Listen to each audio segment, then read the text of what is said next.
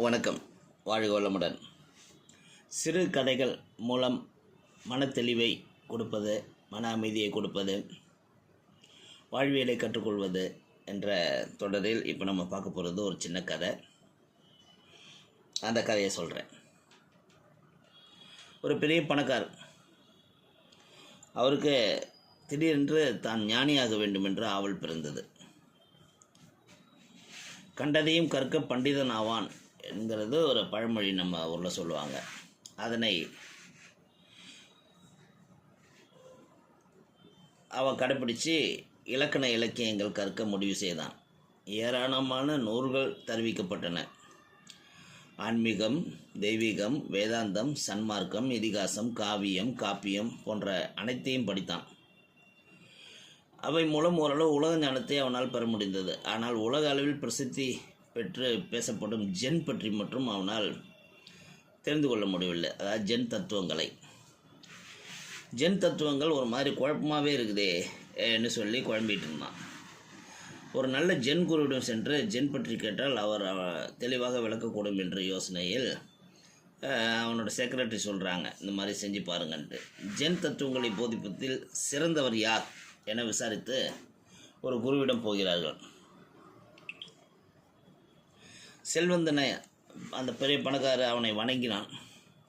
தான் கொண்டு சென்ற பழக்கூடையை அவரிடம் முன்னே வைத்தான். ஜென் குரு அவர்களே, நான் ஞானம் பெற வேண்டிய உலக இலக்கியங்கள் அனைத்தையும் படித்து விட்டேன். ஓரளவு ஞானம் பெற்றேன்.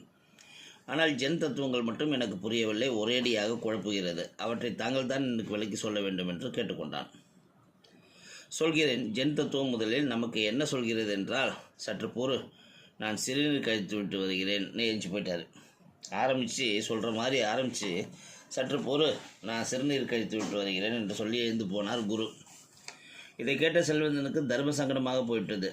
என்ன கஷ்டம் இது! இவரை பற்றி வெளியில் பிரமாதமாக பேசிக்கொள்கிறார்களே, எவ்வளோ பெரிய தத்துவ ஞானத்தை இவரிடமிருந்து எதிர்பார்த்தோம்.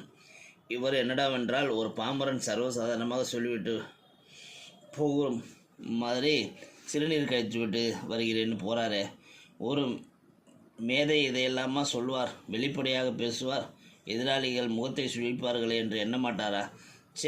இத்தனை அருவருப்பாக நடந்து கொள்கிறாரே என்று மனதுக்குள் எண்ணினான். சிறிது நேரத்தில் குரு வந்து அமர்ந்தார். செல்வந்தனை பார்த்து புரிந்ததா என்று கேட்டார். செல்வந்தன் விழித்தான். குருவே, தாங்கள் எனக்கு எதுவும் சொல்லவில்லை, ஆனால் புரிந்ததா என்று கேட்கிறீர்கள். எனக்கு ஒரே குழப்பமாக இருக்கிறது என்றான் செல்வந்தன். குரு அவனை கூர்ந்து பார்த்து, அன்பனே, செல்வந்தனோ அரசனோ அறிஞனோ மூடனோ நானோ நீயோ யாராக இருந்தாலும் எல்லோருக்கும் இயற்கை உபாதையான சிறுநீர் வரத்தானே செய்யும். அதை கழிக்காமல் இருக்க முடியுமா? எனக்கும் வந்தது. அதனால் அதை கழிக்க எழுந்து சென்றேன். அதை நான் தான் செய்ய வேண்டும். எனக்கு பதில் உன்னை அனுப்ப முடியுமா என்று கேட்டார். இதை கேட்ட செல்வந்தனுக்கு பட்டென்று நெற்றியில் அடித்தது போன்று ஞானம் கிடைத்தது. ஒரே வரியில் ஜென் தத்துவம் புரிந்தது. செல்வந்தன் குருவை வணங்கி விடைபெற்றான். இதில் என்ன சொல்ல வராங்க என்ன, பசி, சிரிப்பு, அழுகை, உறக்கம் ஆகியவை போல் ஞானமும் ஒரு உணர்வு.